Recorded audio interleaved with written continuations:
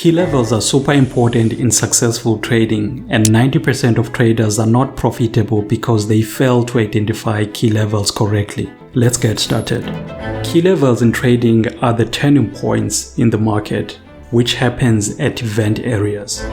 So that means that every time, for example, in the news, there's something that will impact the markets, then these areas get created as event areas, and which becomes these important key levels. That is also one of the reasons they become so powerful. And also, they become even more powerful when you look at them in the bigger time frame. But I will show you a very powerful way to identify these key levels shortly. So let's talk about the reason or the psychology behind why these key levels or event areas work, and why do traders trust them so much. So here's what happens when these key levels occur.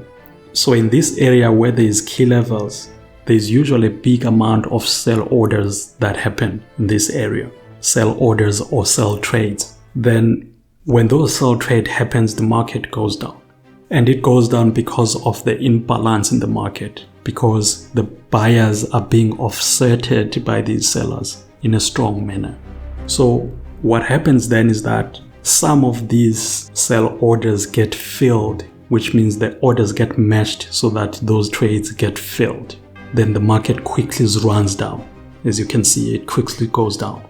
So the reason why some of the orders get filled and others don't get filled is because of how quick or the power of that event area or the amount of the activities that happen there. So the market quickly moves down without filling them all the orders. So because of that, some of these orders don't get filled because of that power. So these orders here remain unfilled. Then the market goes down.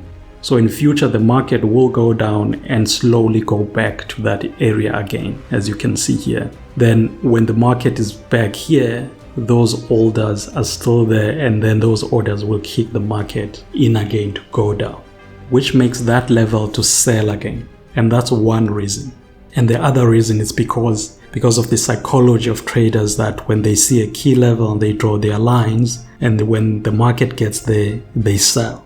That adds to the power of this level, which caused the market to go down when those traders enter their trades again. That's the second reason.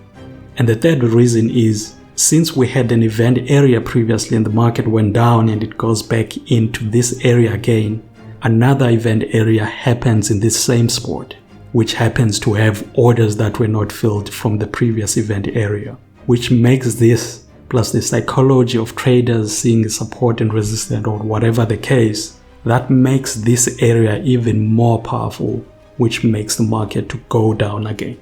So this area is a combination of many reasons. And trust me, it becomes even more powerful when another event area happens in that same place again in the future. Now let me show you this powerful way of identifying the key level without indicator. Then after, I will show you how to draw these areas properly. So here's how to identify these key levels with just your eyes.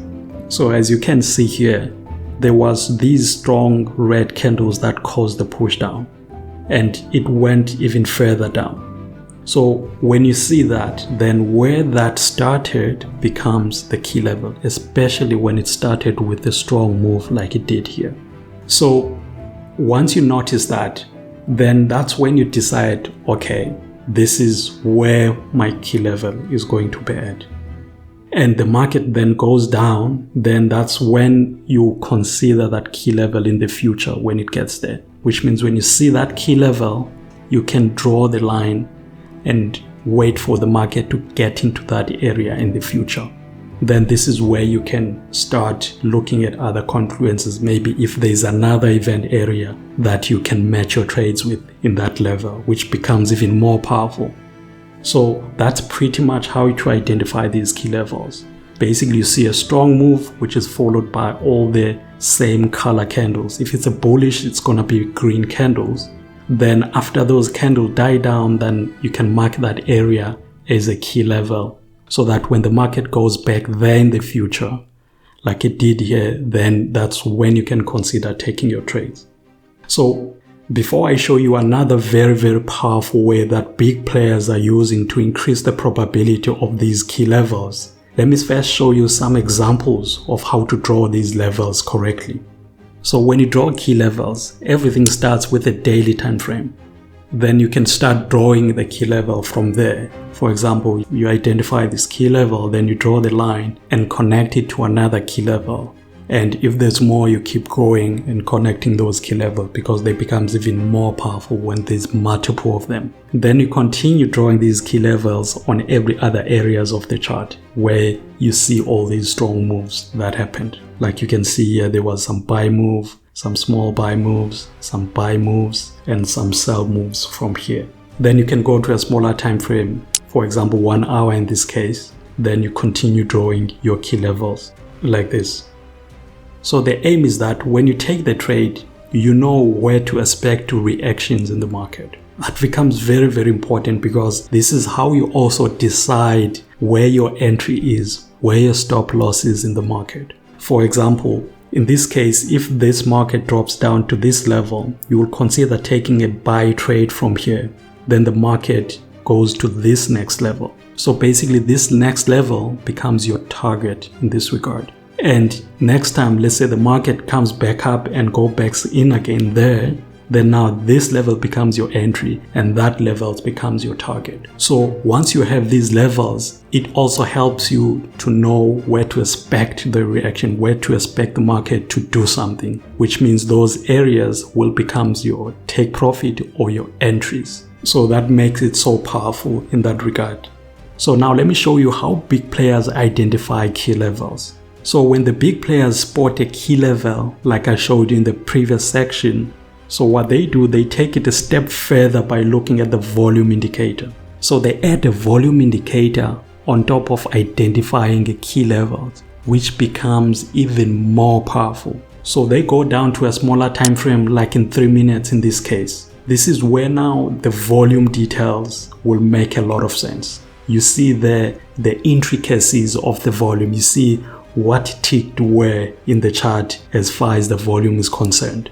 So they look into those details. So the reason behind that is that they want to see where the volume started, because that's when the event area started, which means that that area where the event area started, that's where the key level is at. This is almost like a precision of where the next key level is going to be at. So now they start drawing the lines which will indicate where they should expect this key level should the market goes back to that area in the future. So because of the volume, they kind of know exactly where this is going to happen. And they know that it happens because there was a volume behind it, which means there were sellers that offsetted the buyers in that area, which makes it a much more powerful key level to trade. Make sure you rewatch this video again so that everything is clear and that you can start using this information for your trading going forward. Also, pin bars candlesticks are the most powerful signals used in key levels. Learn about them in this video.